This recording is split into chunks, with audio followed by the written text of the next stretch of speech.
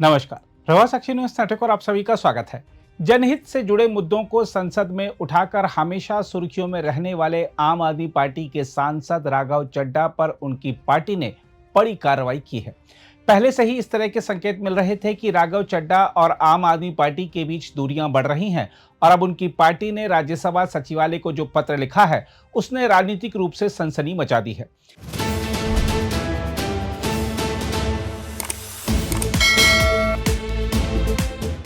हम आपको बता दें कि आम आदमी पार्टी ने अपने पत्र में राघव चड्ढा को उच्च सदन में उपनेता के पद से हटाने की मांग की है।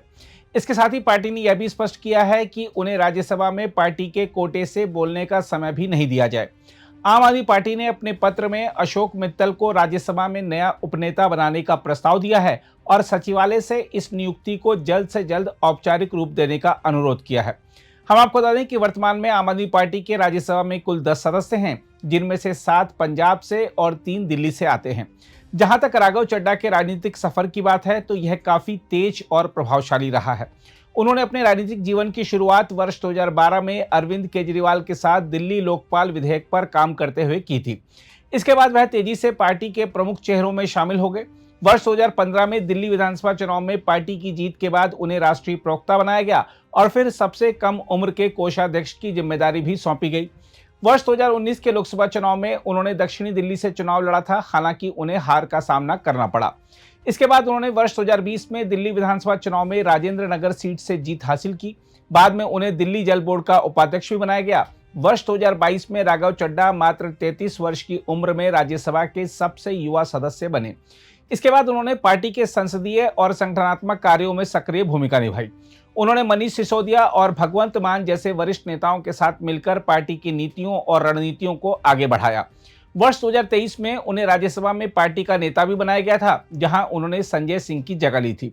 संसद में राघव चड्ढा कई महत्वपूर्ण मुद्दों को उठाने के लिए जाने जाते रहे हैं। हाल ही में उन्होंने सरपंच पति या पंचायत पति जैसी प्रथा को लेकर गंभीर चिंता जताई थी। उन्होंने कहा था कि पंचायतों में महिलाओं के लिए आरक्षित सीटों पर चुनी गई महिलाएं अक्सर केवल नाम मात्र की प्रतिनिधि बनकर रह जाती हैं, जबकि असली निर्णय उनके पुरुष रिश्तेदार लेते हैं। उन्होंने सरकार से मांग की थी कि महिलाओं को स्वतंत्र रूप से काम करने का अधिकार सुनिश्चित किया जाए ताकि संविधान संशोधन का उद्देश्य पूरा हो सके। इसके अलावा उन्होंने मासिक धर्म स्वच्छता के मुद्दे को भी संसद में प्रमुखता से उठाया था। उन्होंने इसे स्वास्थ्य, शिक्षा और समानता से जुड़ा बड़ा विषय बताया, जो देश की करोड़ों महिलाओं और बालिकाओं को प्रभावित करता है। उन्होंने कहा था कि स्वच्छता उत्पादों, पानी और गोपनीयता की कमी के कारण लड़कियों का स्कूल से अनुपस्थित रहना एक सामाजिक और व्यवस्थागत विफलता को दर्शाता है। उन्होंने इस विषय पर समाज में व्याप्त संकोच और गलत धारणाओं की भी आलोचना की। इस वर्ष की शुरुआत में उन्होंने एक अलग पहल करते हुए गिग श्रमिकों की समस्याओं को समझने के लिए खुद एक दिन डिलीवरी पार्टनर के रूप में काम किया था। इस अनुभव के जरिए उन्होंने इन श्रमिकों के सामने आने वाली चुनौतियों और दबावों को करीब से समझने की कोशिश की थी, जिससे उनकी संवेदनशीलता और जमीनी जुड़ाव का भी पता चलता है। देखा जाए तो ऐसे सक्रिय और चर्चित नेता को उपनेता पद से हटाने का प्रस्ताव कई सवाल खड़े करता है। राजनीतिक विश्लेषकों का मानना है कि यह फैसला पार्टी के अंदर नई रणनीति, संतुलन और नेतृत्व संरचना को मजबूत करने की दिशा में उठाया गया कदम हो सकता है। वहीं कुछ लोग इसे आंतरिक मतभेदों के रूप में भी देख रहे हैं। माना जा रहा है कि राघव चड्ढा के संबंध पार्टी प्रमुख अरविंद केजरीवाल से अच्छे नहीं चल रहे हैं और इसी के चलते ना तो उन्हें पार्टी की बैठकों में बुलाया जाता है और न ही वह पार्टी के कार्यक्रमों में जाते हैं और न ही पार्टी के मामलों पर कोई प्रतिक्रिया देते हैं। आने वाले दिनों में यह देखना दिलचस्प होगा कि राज्यसभा सचिवालय इस प्रस्ताव पर क्या निर्णय लेता है और आम आदमी पार्टी अपने इस बदलाव के जरिए संसद में अपनी भूमिका को किस तरह नया आकार देती है। फिलहाल यह स्पष्ट है कि पार्टी अपने संगठन और संसदीय नेतृत्व में बदलाव के जरिए नए समीकरण स्थापित करने की दिशा में आगे बढ़ रही है।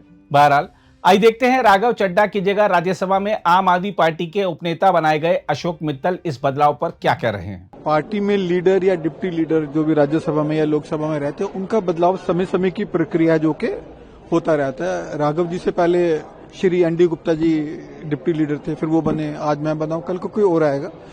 क्योंकि हमारी पार्टी एक जनतांत्रिक लोकतांत्रिक पार्टी है और वो अपने हर लोगों को समय समय पर ट्रेनिंग भी देना चाहती है और सभी की प्रतिभा को उभारने का प्रयत्न भी करती है।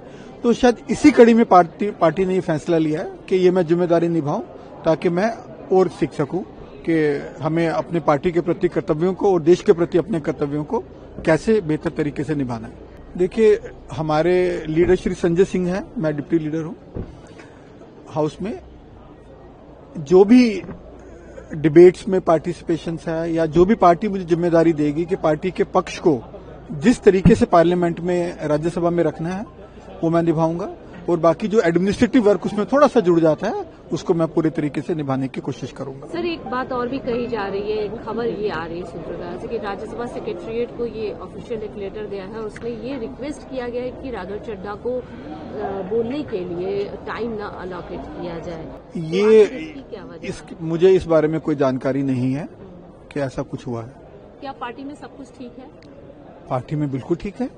ये आपको किसने कह दिया ठीक नहीं है? पिछले दिनों से सर कई बार ऐसी खबर भी चली कि राघव चड्ढा शायद पार्टी चेंज करे, इस तरीके की जो खबरें आ रही थी, कहीं उसका तो कुछ संकेत नहीं है? देखिए, जो पॉलिटिक्स में ये इधर उधर की बातें हमेशा चलती रहती हैं और आमतौर पे वो गलत पाई जाती हैं, और मुझे लगता है वो तो चलता रहता है। इस मामले में हमें लगता है कोई संज्ञान नहीं लेना चाहिए, आपको भी नहीं लेना चाहिए।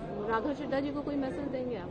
क्योंकि अब आप नहीं, उसका वो पद तो अब आप संभाल रहे हैं। नहीं, राघव चड्ढा जी मेरे से सीनियर सांसद हैं और हमारी पार्टी के नेता हैं, तो मैं ये कहूंगा कि जो उनसे मैंने सीखा है इस दौरान, तो मैं उसको आगे निभाने की कोशिश करूंगा। अगर आप भी लेना चाहते हैं देश दुनिया की तमाम जानकारी तो आज ही सब्सक्राइब करें हमारे चैनल को। साथ ही नीचे दिए बेल आइकन को जरूर दबाएं ताकि हर अपडेट आप तक पहुंच सके।